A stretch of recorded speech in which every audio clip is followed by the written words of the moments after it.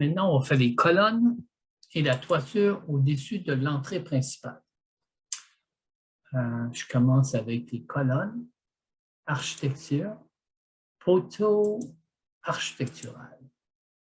Je choisis la colonne que j'ai insérée.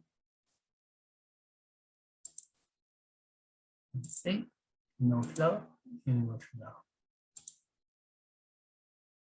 Mes 4 colonnes. Je vais les aligner l'une avec les autres. Pour quand je les déplace ensemble. Verticalement, barré, barré. Et je fais la même chose pour l'horizontale. Je pars ça. Ça me garantit que les colonnes sont alignées. Je en prends une, je la déplace, je vais faire un pilotis avec, je la mets en moitié, je triche un petit peu. Je la mets à moitié dans le mur.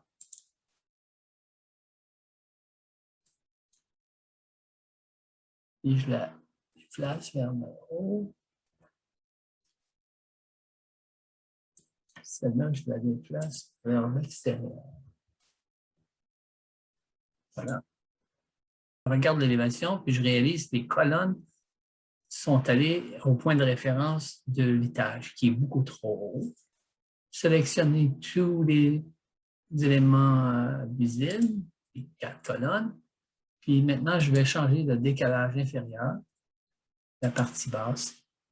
La colonne est sur le perron, qui est 7 pouces plus bas que le niveau du rez-de-chaussée. Et je vais mettre négatif 2 pieds pour la partie haute. C'est plus acceptable. J'en profite puisque je suis ici pour ajouter des niveaux, architecture, niveau, mais je n'ai pas besoin de relier ce niveau à une vue en plan. J'ai juste besoin de l'élévation, un point de référence que je vais appeler simplement colonne. Comme ça. Puis je le baisse parce que je veux amener un autre niveau pour le petit muret en haut. Donc, 2 pieds plus bas que l'étage. Je veux faire un muret de 10 pouces. Je vais faire un autre niveau, cette fois-ci un petit peu plus haut. Celui-là, je vais l'appeler mur décoratif. Déco, ça suffit. Ouais.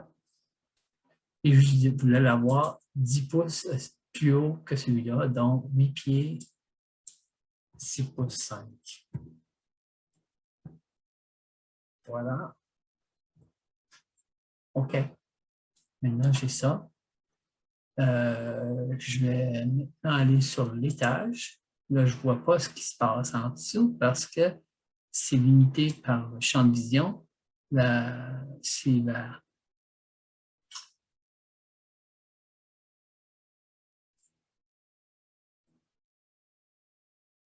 la plage de la vue. Modifier la plage de la vue. Elle est reliée à l'étage. Maintenant, je vais aller sans limite pour que je puisse voir ce qui se passe en dessous. Ça permet de voir ça, ça permet aussi de voir ce qui se passe en bas. J'ai mes colonnes. Maintenant, je veux faire le petit muret. Je vais faire un petit mur de 10 pouces de hauteur et 10 pouces de largeur sur ces colonnes. Je n'ai pas de mur, donc je vais en choisir un générique.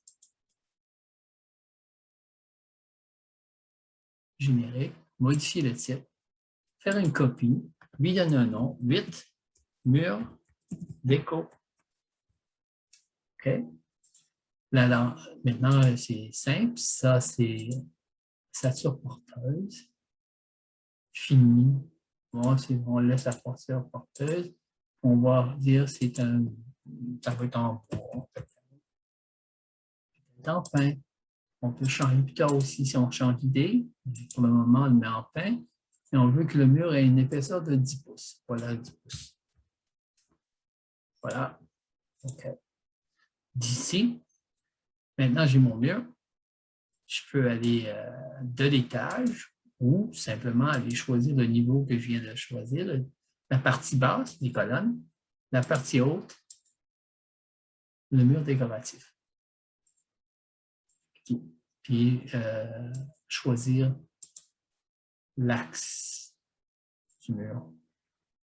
Donc, je peux faire d'ici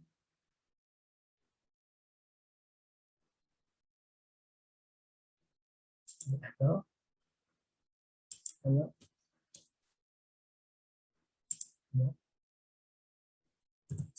J'ai fait un mur. Je peux aller voir l'élévation, s'il est bel et bien que je voulais l'avoir, oui. Maintenant, je retourne sur le plan de l'étage, puis je vais faire une toiture. Je fais une toiture, puis la toiture, je peux mettre sur-dessus mon mur déco peut-être. Si je mets mon mur déco, je trouve que j'ai pas de décalage appliqué. Puis, je vais choisir un mur d'entrée que j'ai déjà fait. Si on veut regarder c'est quoi le mur, c'est juste qu'il n'y a pas d'isolant dedans. C'est juste une petite structure légère. Il n'y a pas d'isolant dans celui-là. Et je dis OK. Puis je veux dessiner mon mur. Je peux faire un rectangle. J'aimerais faire un décalage. Puis, avec, là, on va mettre les pentes tout de suite. Je fais un mur comme ça. Là, ici, évidemment, il n'y a pas de pente. Puis là, c'est un choix. Je ne veux pas de pente en avant non plus. Puis, donc, j'ai mon porte-à-faux de 12 pouces chaque côté, mais à l'arrière, je n'ai pas besoin de porte-à-faux. Donc, ce que je vais faire, je vais déplacer cela sur la surface du mur que je peux attacher aussi. J'accepte ça. Je regarde sur mon élévation. Si je compte, oh, c'est beaucoup trop haut. Bon, ben, c'est simple. Simplement, décalage. Même si je descends ça sur une colonne à la place, ça fait quoi? J'aime mieux ça. Ça, c'est une question d'esthétique. On peut penser, ben, il y aurait un coin coupé là, ça va, c'est parfait ça. Est-ce que la pente est suffisante? La pente est présentement de 30 degrés. C'est par défaut, la pente est 30 degrés. Si vous voulez, puis noter au début, on peut changer la pente aussi. Si on regarde ça juste pour l'instant. Ça, puis on modifie le tracé, puis quand vous cliquez là, vous voyez la pente est de 30 degrés. Donc, vous pouvez changer la pente si vous voulez. Je garde la même pente parce que c'est correct. Je regarde en élévation encore une fois. Maintenant, je regarde en 3D. Puis là, j'aimerais... Shit. Je vais déplacer un petit peu. Je vois le mur et je l'attache à la toiture. Je fais tourner mon dessin.